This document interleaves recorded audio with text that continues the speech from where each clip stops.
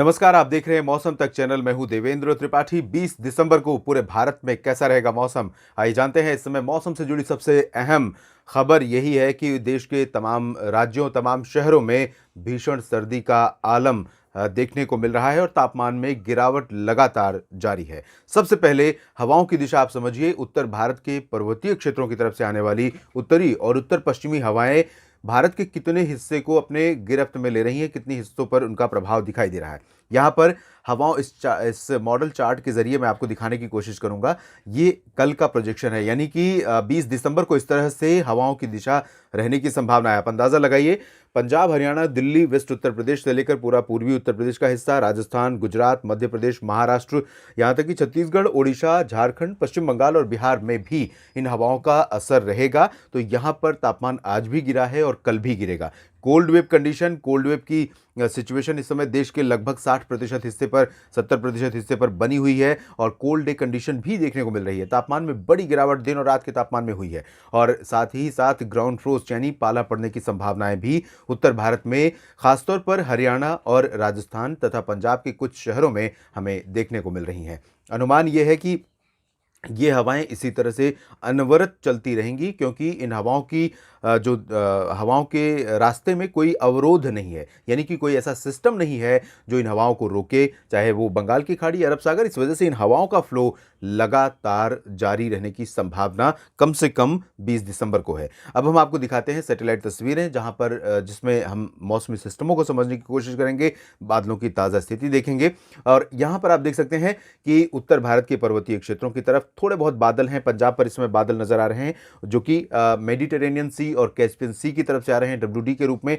हालांकि जो डब्ल्यूडी उत्तर भारत पर बना हुआ था वो अब सर्कुलेशन के रूप में बना हुआ है central parts of Uttar Pradesh, और धीरे धीरे आगे निकल जाएगा ये सिस्टम और मॉइस्चर भी आगे बढ़ रहा है। लेकिन इसके बावजूद भारत के ये जो उत्तरी और मध्य तथा पूर्वी हिस्से हैं, इन भागों के ऊपर आसमान साफ है भले ही, लेकिन यहाँ पर हवाओं में थोड़ी सी नमी है। मॉइस्चर ऊपर अगर आप देखेंगे सैटेलाइट तस्वीरों में, जो मॉइस्चर वाटर लेवल देखने की कोशिश करेंगे तो उसमें आपको दिखेगा कि यहाँ पर थोड़े बहुत बादल हल्के फुल्के दिखाई देंगे।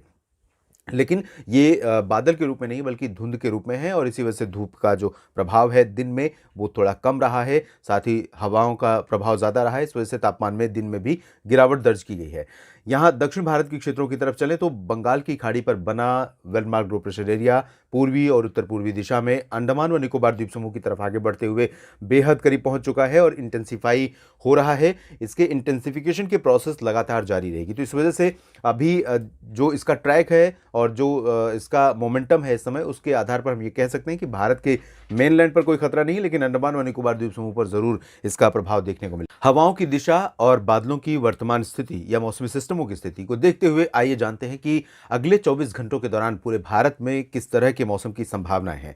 क्योंकि मौसमी सिस्टम स्ट्रांग वेदर सिस्टम के रूप में डब्ल्यूडी भी नहीं है अभी, इंतजार रहेगा। 22 दिसंबर को एक प्रभावी मौसमी सिस्टम जरूर उत्तर भारत की तरफ दस्तक देगा, लेकिन 20 दिसंबर को मेनली ड्राई वेदर रहेगा उत्तर भारत में, पर्वतीय इलाकों में भी और मैदानी इलाकों में भी। और यहाँ पर पर्वतीय और मैदानी इलाकों में जो सबसे अहम वेदर चेंज है वो आप जानते ही हैं। पिछले 4 दिनों से लगातार तापमान गिर रहा है। कोल्ड वेव कंडीशन कई शहरों को अपनी गिरफ्त में ले चुकी है और आशंका यही है कि पंजाब, हरियाणा और राजस्थान, ये 3 राज्य और इससे जुड़े हुए जो उत्तरी और उत्तर पश्चिमी मध्य प्रदेश है, साथ ही साथ दक्षिणी और पश्चिमी या पश्चिमी उत्तर प्रदेश है, इन भागों के साथ साथ राष्ट्रीय राजधानी दिल्ली और चंडीगढ़, इन सभी क्षेत्रों में तापमान में जबरदस्त गिरावट हुई है और कई जगहों पर 3 से 6-7 डिग्री सेल्सियस तक बिलो नॉर्मल मिनिमम रिकॉर्ड किया जा रहा है। जी हाँ, चूरू में आज सुबह का जो तापमान था वो -2.6 डिग्री सेल्सियस था।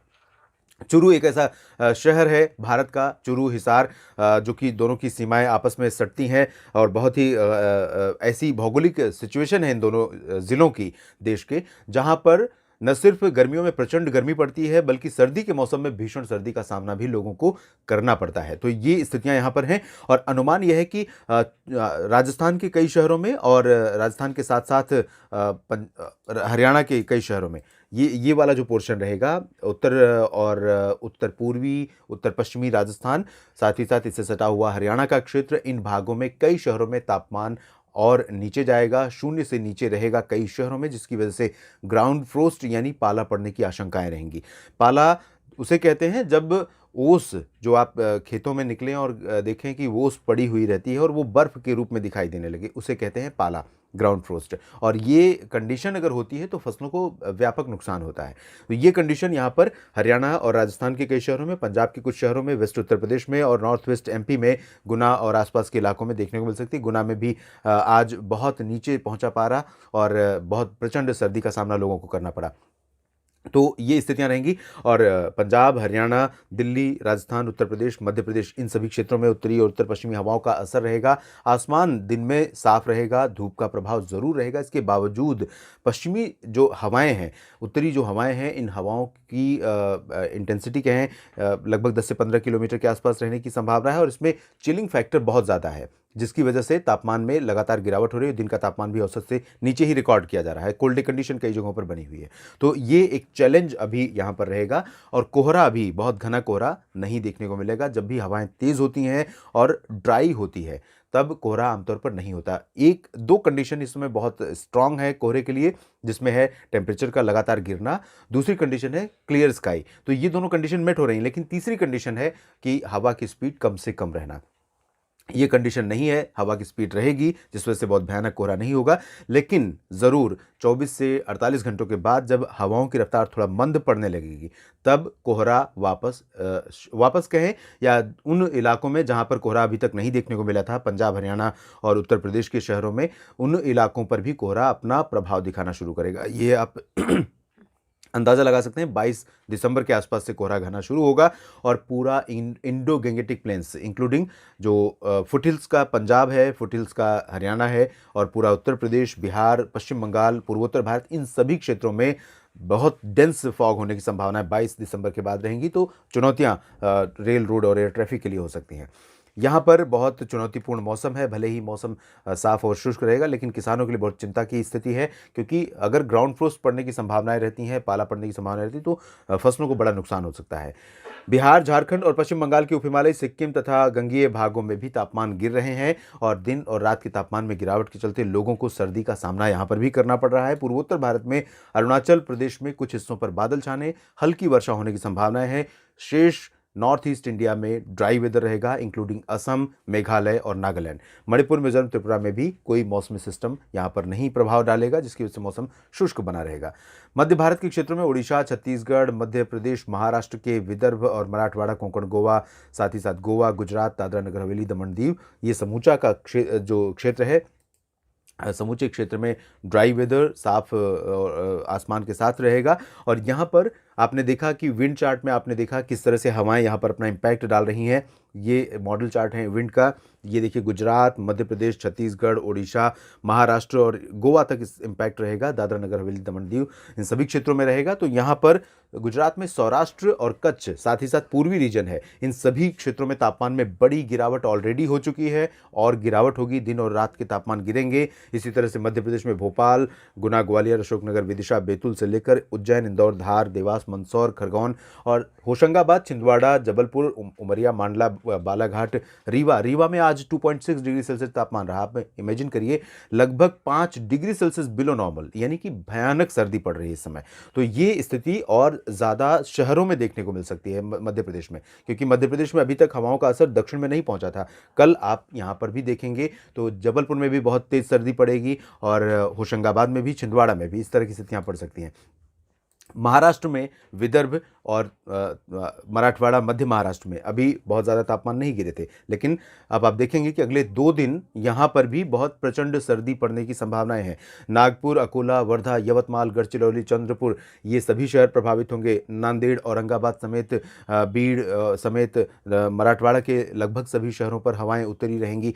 मध्य महाराष्ट्र में तो नंदुरबार, धुले में पहले ही तापमान गिरा था, नासिक में भी गिरा था, पुणे, सांगली, सतारा, कोल्हापुर पर भी असर रहेगा तापमान में गिरावट का। पालघर, ठाणे, कल्याण, मुंबई, रत्नागिरी और सिंधुदुर्ग, रायगढ़, ये जो पूरा कोस्टल रीजन है, इन भागों में भी तापमान गिरेगा और गोवा में भी तापमान गिरेगा। दक्षिण भारत में आप ने आप जानते ही हैं तेलंगाना और आंध्र प्रदेश, साथ ही साथ उत्तरी आंतरिक कर्नाटक के हिस्से, ये वो रीजन है जहां पर सर्दियों का प्रभाव रहता है। बाकी जगहों पर विंटर्स में भी बहुत ज़्यादा सर्दी नहीं पड़ती है, लेकिन यहाँ पर भी अब तापमान गिर रहे हैं और कोल्ड वेव कंडीशन उत्तरी तटीय आंध्र प्रदेश और साथ ही साथ तेलंगाना के कई शहरों में अगले 24 घंटों के दौरान देखने को मिल सकती है। उत्तरी आंतरिक कर्नाटक में भी तापमान गिरेंगे, लेकिन कोल्ड वेव कंडीशन यहाँ पर नहीं होगी, क्योंकि हवाएं यहाँ पहुँचते पहुँचते पूर्वी हो जा रही हैं, जो कि थोड़ा सा बंगाल की खाड़ी की तरफ से आ रही हैं। और अपेक्षाकृत बंगाल की खाड़ी की हवाओं में नमी कम होती है, नमी ज़्यादा होती है और ठंडापन कम रहता है, तो यहाँ पर तापमान में ज़्यादा गिरावट नहीं होगी।